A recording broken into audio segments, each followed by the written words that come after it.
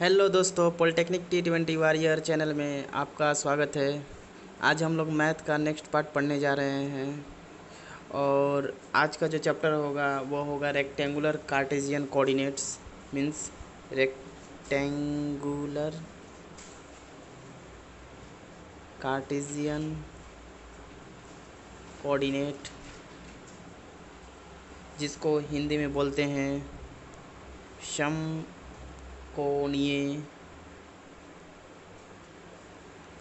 कार्तीय निर्देशांक। ओके, पढ़ने से पहले मैं एक चीज़ बता देता हूँ कि आप मेरे प्लेलिस्ट में जाकर आप मैथ का, केमिस्ट्री का, फिजिक्स का वीडियो आप देख सकते हैं जो पॉलिटेक्निक से रिलेटेड है।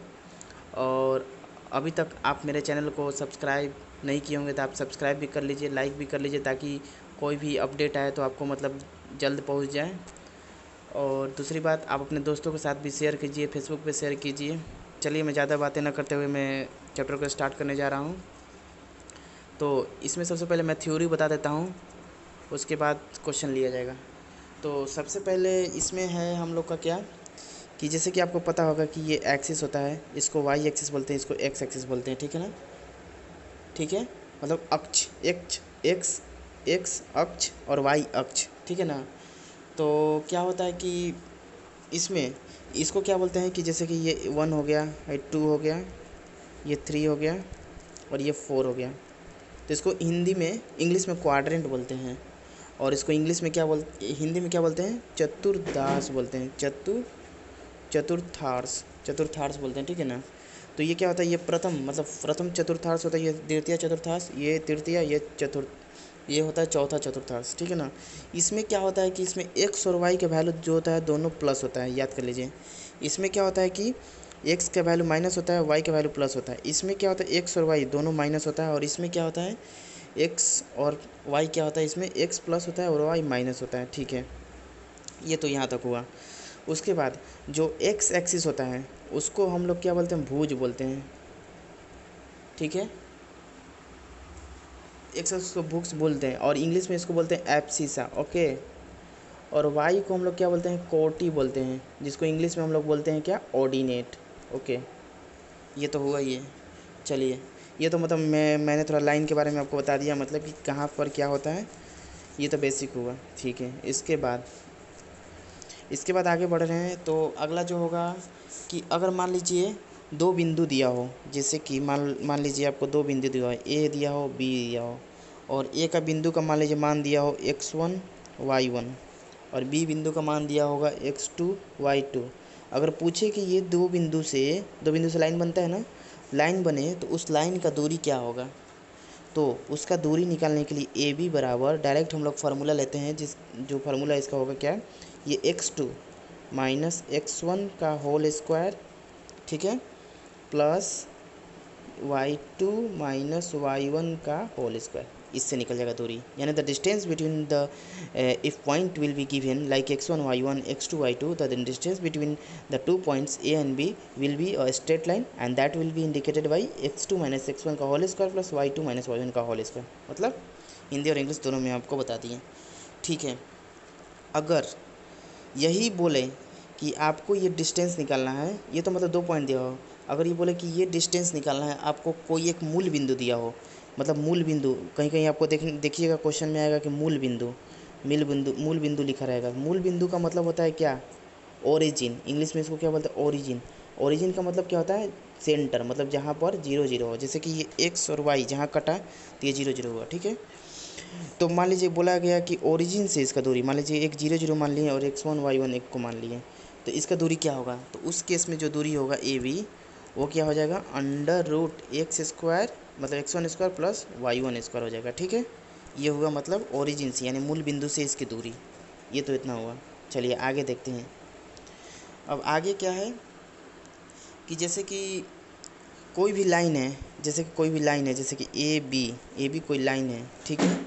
अगर उस लाइन को कोई पॉइंट, मान लीजिए पॉइंट पी है, उसको दो भागों में डिवाइड करता है, तो बताना है कि ये रेशियो और ये मान लीजिए ये रेशियो एम हो गया, ये रेशियो एन हो गया, तो एम और एन का रेशियो क्या होगा ये आपसे पूछेगा। तो ये क्या हुआ कि बीच में काटा, बीच में मतलब ये इंटरनल काटा, मतलब कि अंदर काटा, तो इसको बोलेंगे इंटरनल डिवीजन।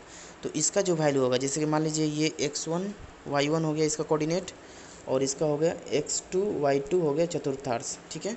तो इस केस में जो ये जो पॉइंट होगा जिसको मान लेते हैं x और y, तो इसका बोलेगा कोऑर्डिनेट बताइए क्या होगा जब ये m और n के रेशियो में बांटे, तो उस केस में हो जाएगा x बराबर mx2 प्लस nx1 बटा m प्लस n, ये x हो गया।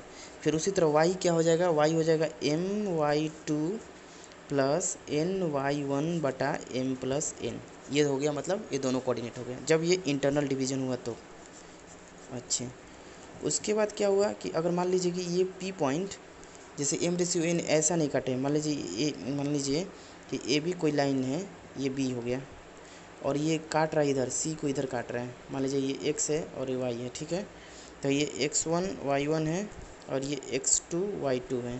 तो अगर इसको मान लीजिए इसको डिवाइड कर रहा है, जैसे कि डिवाइड कैसे कर रहा है कि ये जो है ये पूरा m है इधर से इधर, और पूरा क्या है n है, अगर इससे काटें मतलब बाहर से काटें, तो उस केस में जो डिवीज़न होगा, यानी मतलब मान लीजिए कि यहाँ से यहाँ टोटल n हो गया और ये कितना हो गया, मान लीजिए कि ये टोटल m हो गया और इसको n में काट रहा है, तो उस केस में जो ये रेशियो होगा यानी मतलब x और y, तो इसका जो वैल्यू होगा वो हो जाएगा mx2 माइनस nx1 बटा m माइनस n, ये एक हो गया। और y जो रेशियो हो जाएगा वो क्या हो जाएगा my2 माइनस ny1 बटा m माइनस n, इसको याद कर लीजिए, ठीक है।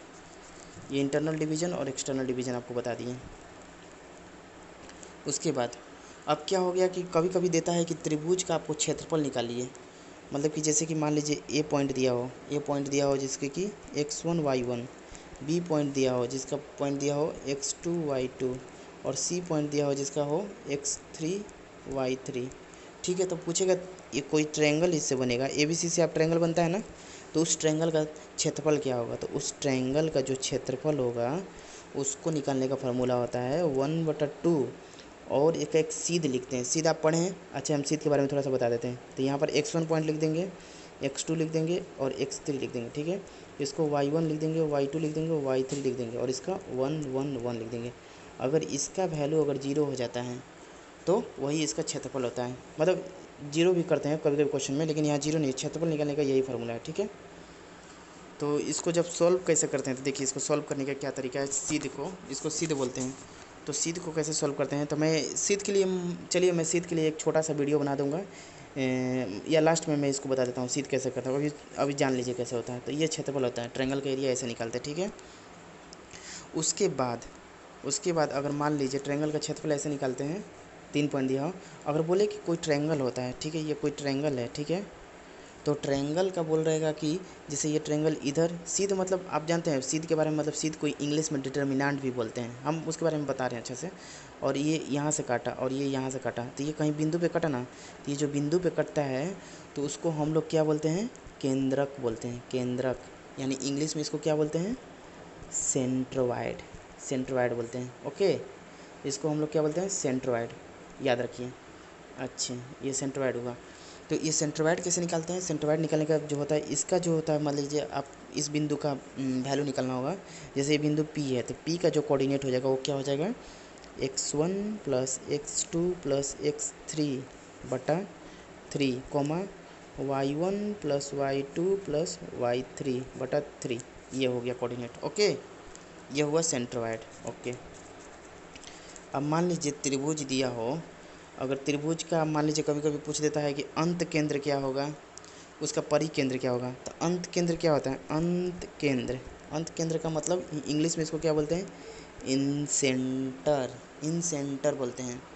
यानी इन सेंटर मतलब कोई एक सर्किल, एक ट्रायंगल दिया हुआ हो, उसके अंदर कोई एक सर्किल हो, तो उसके अंदर जो सेंटर होगा इसका वैल्यू क्या होगा। तो ये अभी कभी पूछा नहीं है, लेकिन अगर मैं बता देता हूँ क्या होता है। तो इस केस में जो होगा वो क्या हो जाएगा, ax1 plus bx2 plus cx3 बटा ए प्लस बी प्लस सी एक कोऑर्डिनेट हो गया, दूसरा का कोऑर्डिनेट क्या होगा, उसी तरह ay1 plus by2 plus cy3 ए प्लस बी प्लस सी, ये हो जाएगा अंत केंद्र हो गए इन सेंटर। उसी तरह कोई कोई अगर सर्किल के अंदर ट्रायंगल हो, ये क्या होता है, ट्रायंगल के अंदर सर्किल था, इन सेंटर बोले। अब मान लीजिए कि कोई सर्किल है, मान लीजिए कोई सर्किल है, उसके अंदर कोई ट्रायंगल है, तो इसको हम क्या बोलते हैं, तो इसको हम बोलते हैं सरकुम सरकुम सेंटर। इसका जो सेंटर निकालते हैं सरकुम सेंटर, हिंदी में इसको क्या बोलते हैं, परिकेंद्र। ओके, तो परिकेंद्र का भी जो होता है फार्मूला होता है, जो बहुत बड़ा होता है, अभी कभी अभी पीछा नहीं है एग्जाम में, तो इसको हम बाद में बता देंगे। अगर आपको ज़रूरत होगा तो आप कमेंट सेक्शन में बोलिएगा, मैं इसको बता दूंगा। ऐसे भी आपके सिलेबस पॉइंट ऑफ व्यू से ज़रूरत नहीं, मतलब जानकारी के लिए मैं बता दिया, ठीक है। अब चलिए, जैसे कि मान लीजिए कि कोई दो पॉइंट हैं, एक ए है एक बी है। ए का मान लीजिए कोऑर्डिनेट कितना दिया हो, मतलब उसका चतुर्थांश x1 और y1 दिया हो, और इसका क्या दिया हो, x2 y2 दिया हो, ठीक है। और क्या बोलता है कि अगर इसके मिलाने वाली कोई रेखा है, अगर कोई इसको बीच में आधा आधा पे मतलब बांट देता है, मिड पॉइंट, तो पूछेगा कि ये जो पी पॉइंट है, मतलब कि दोनों आधा आधा बांट दिया, तो बीच का रेखा हो गया ना, मध्य बिंदु हो गया, तो इसको इंग्लिश में मिड पॉइंट बोलते हैं। तो पी का कोऑर्डिनेट क्या होगा, तो पी का कोऑर्डिनेट एकदम सिंपल निकल जाएगा, x1 प्लस x2 बटा 2 कर दीजिएगा, और इसको y1 प्लस y2 बटा 2 कर दीजिएगा, एक ये हो गया। अच्छा, तीसरा अगर कर दिया कि जैसे कि मान लीजिए ए कोऑर्डिनेट दिया हो x1 y1, उसी तरह बी कोऑर्डिनेट दिया हो x2 y2, सी कोऑर्डिनेट x3 y3 दिया हो, तो पूछेगा कि ये तीनों तीनों जो पॉइंट है सम रेखीय है कि नहीं। सम रेखीय का मतलब एक रेखा पे है कि नहीं, जैसे कि ए बी सी ये तीनों एक रेखा पे ना, तो उसको चेक करने के लिए क्या करते हैं कि हम लोग ट्रायंगल बनाएंगे। तो ट्रायंगल जो होता है, मतलब कि त्रिभुज बनाएंगे, त्रिभुज का क्षेत्रफल निकालेंगे। तो क्षेत्रफल कैसे निकालते थे, हम बताए थे ना, 1/2 करेंगे और एक सीध लिखेंगे, सीध मतलब x1 x2 x3, उसी तरह y1 y2 y3 बताए थे पीछे 1 1 1। अगर ये 0 के बराबर हो जाए, मतलब यहाँ से तीनों पॉइंट रखिएगा, तो वो एक ही पॉइंट पे है, अन्यथा वो एक पॉइंट पर नहीं है। ये अगला कंसेप्ट हुआ। और एक और चीज़ बताते हैं, जैसे ये तो त्रिभुज हुआ। जैसे कि मान लीजिए कोई चतुर्भुज दिया हो, ए बी सी डी से एक चतुर्भुज बनता है, मान लीजिए ये एक चतुर्भुज बना ए बी सी डी। अब पूछेगा कि इसका क्षेत्रफल क्या होगा, तो क्या करेंगे, यहाँ से मान लीजिए ये डाल दिया, डायगोनल डाल दिए विकर्ण, तो इसका जो क्षेत्रफल होगा, तो क्षेत्रफल निकालेंगे किसका, क्षेत्रफल ऑफ ए बी सी। तो ए बी सी ट्रायंगल का आप क्षेत्रफल निकाल लीजिएगा, उसी तरह 1/2 और सीध लिखिएगा 2 पाई खींच कर, प्लस क्षेत्रफल किसका निकालिएगा, क्षेत्रफल निकालिएगा ए डी सी का, ए डी सी ट्रायंगल का, दोनों को जोड़ दीजिएगा, बन गया, ठीक है। ये तो ये हुआ।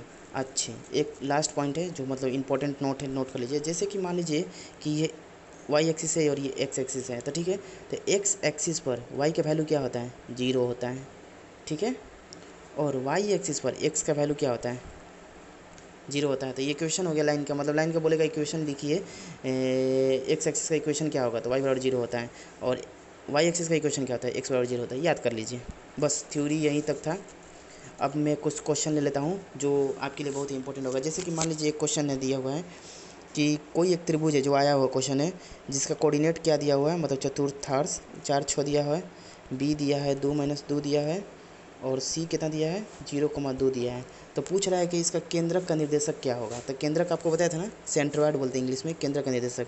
तो इसका पॉइंट क्या होता है, एक्स बराबर x1 plus x2 plus x3 बटा 3 कर देंगे, और y बराबर क्या हो जाएगा, y1 plus y2 plus y3 बटा 3 कर देंगे। देखिए x1 है ये, x2 ये है, x3 ये है, y1 ये है, y2 ये है, y3 ये है, बैठा कर दीजिए, x और y निकल जाएगा। ये पहला क्वेश्चन हुआ। दूसरा क्वेश्चन हम आपको बता रहे हैं, जैसे कि कोई एक क्वेश्चन दिया हो, बोल रहा है कि कोई एक यदि कोई बिंदु दिया हो 1,2 x, -1 और 4,5, अगर कोई बिंदु दिया हो, तो बोल रहा है कि ये बिंदु जो है ना संरेख है, संरेख है मतलब कि समरेखी है, मतलब एक ही रेखा पे है। तो बताइए कि x का मान क्या होगा, ये जो x है इसका मान बताना है क्या होगा। तो आपको बताया था ना, इससे एक ट्रायंगल बना लेंगे, ट्रायंगल बना के चेक कर लेंगे, 1/2 x1 x2 x3 y1 y2 y3 और 1 1 1 कर लेंगे, और इक्वल टू 0 कर लेंगे। अगर 0 होता है तो मतलब क्या होता है कि वो एक ही रेखा पे लाइन होता है, ठीक है ना। तो उसी तरह मतलब यह x1 है, x1 के वैल्यू आप 1 रखिएगा, फिर x2 का वैल्यू आप क्या रखिएगा, x रखिएगा। x3 का वैल्यू कितना रखिएगा, 4 रखिएगा। उसी तरह इसका क्या रखिएगा, 2 माइनस 1 और 5 रखिएगा, या 1 1 0 हो गया। तो इससे बन जाएगा, ठीक है। आपको हम एक सीध बताएंगे करके सॉल्व, तो उससे आपको मतलब कोई दिक्कत नहीं होगा आगे। चलिए एक क्वेश्चन ये हुआ, एक क्वेश्चन और हम ले लेते हैं। एक क्वेश्चन जैसे कि एक क्वेश्चन इस टाइप से आता है, आया हुआ है कभी, जैसे कि कोई पॉइंट दिया है, ए दिया है 0.5 0,5, बी दिया है कितना 5,0 दिया है, और सी दिया है कितना 2,2 दिया है। तो बताइए कि इससे जो त्रिभुज बनेगा वो कैसा बनेगा। तो क्या करेंगे, पहले यहाँ से ए बी डिस्टेंस निकालेंगे। ए बी डिस्टेंस का फॉर्मूला क्या होता है, बताया था ना, x2 माइनस x1 का होल स्क्वायर। अब वीडियो देख लीजिए अगर नहीं पता चल रहा है तो, पीछे मतलब बैंड करके y2 माइनस y1 का होल स्क्वायर कर दिए तो ए भी निकल गया। उसी तरह बी सी निकाल लीजिएगा, ये सेम फार्मूला पर, जैसे ये x1 है, ये x2 है, x3 है, y1 है, y2 है, y3 है, ठीक है। बी सी निकाल लीजिएगा। फिर उसके बाद सी ए निकाल लीजिएगा। अब क्या होगा कि उसके बाद मान लीजिए तीनों आप निकाल लिए, तीनों निकाल लीजिए। मान लीजिए ए बी आपका मान लेते हैं ये 10 आ गया, बी सी आपका 10 आ गया, और सी ए भी 10 आ गया। तो आप पढ़े हैं ना त्रिभुज में, आप पढ़े होंगे, जैसा कि मैंने बताया होगा त्रिभुज चैप्टर में, वहाँ आप जाकर देख सकते हैं। ऐसे मैं बता देता हूँ थोड़ा सा, कि जैसे कि कोई त्रिभुज ऐसा हो जिसका ये साइड, मतलब ये साइड और ये साइड तीनों इक्वल हो, तो उसको हम क्या बोलते हैं, समबाहु त्रिभुज बोलते हैं, ठीक है। अगर मान लीजिए कोई त्रिभुज है जिसका ये साइड और ये साइड इक्वल हो, खाली ये नहीं इक्वल हो, जैसे ये 10 हो तो ये 10 हो, ये कुछ नहीं हो, तो उसको समद्विबाहु कहते हैं। तो उसी तरह आप चेक कर लीजिएगा मतलब क्या आ रहा है क्या नहीं आ रहा है, ठीक है ना। उसका जो अभी जो क्वेश्चन दिए थे उसको आप बनाइएगा, उसका ऐसा आंसर है समद्विबाहु होता है, मतलब कि उसका 2 साइड इक्वल आएगा और तीसरा साइड इक्वल नहीं आएगा, ठीक है। चलिए एक लास्ट क्वेश्चन लेते हैं जो मतलब आपको रेशियो वाला बता देते हैं, उसके बाद मैं वीडियो को यहीं बंद कर रहा हूँ, ताकि आप कोशिश करिएगा आगे बनाने का। तो जैसे कि मान लीजिए कोई बिंदु दिया हुआ है 2,4, और एक और बिंदु दिया हुआ है -3,5, दो बिंदु दिया है। तो बोल रहा है कि इसको मिलाने वाली रेखा को y अक्ष किस अनुपात में बांट रहा है, मतलब y अक्ष पर ये बिंदु जो है ना y अक्ष पर है, किस अनुपात में बांट रहा है। देखिए आपको बताया था ना कि y अक्ष पर x का वैल्यू क्या होता है, 0 होता है। तो पहले मान लीजिए कि m/n में बांटता है, तो x का क्या होता है, फॉर्मूला बताया था ना, mx2 प्लस nx1 बटा m+n। तो y अक्ष पे बोल रहा था, x का वैल्यू 0 हो जाएगा तो इसको 0 कर देंगे, इसको m लिख दिए। x2 हमारा कितना है -3 है, -3 कर देंगे, प्लस n कितना है, n कुछ नहीं है, ये कितना है हमारा x1 कितना है 2 है, 2 लिख दिए, और m कितना है m+n कर दिए। इसको दूना करेंगे तो 0 हो जाएगा, ठीक है। अच्छा ये 0 हो जाएगा। तो उसके बाद हम अब आगे बताते हैं।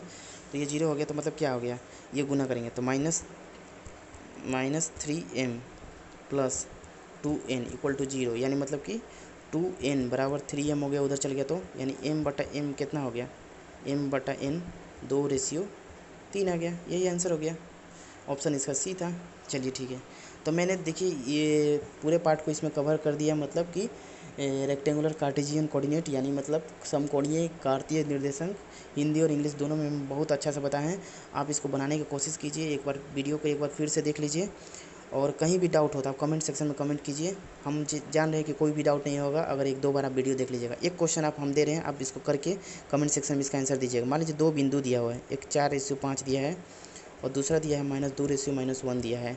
तो पूछ रहा है कि इस लाइन को जोड़ने वाली मध्य बिंदु के बारे में बताइए क्या होगा। मैंने बताया है, वीडियो को आप पीछे जाकर देखिए और मध्य बिंदु का मान बताइए क्या होगा। चलिए ठीक है, तब तक के लिए बाय, प्रैक्टिस कीजिए। अगर कोई भी डाउट हो तो आप ज़रूर कमेंट सेक्शन में कमेंट कीजिए, कोई भी क्वेश्चन हो। और एक बात और, आप वीडियो को ज़रूर सब्सक्राइब कीजिए, लाइक कीजिए और शेयर कीजिए अपने दोस्तों के साथ, ताकि हम लोग को वीडियो बनाने में और भी मोटिवेशन मिले और अच्छा अच्छा ज्ञान आपको मतलब देते रहें। चलिए बाय।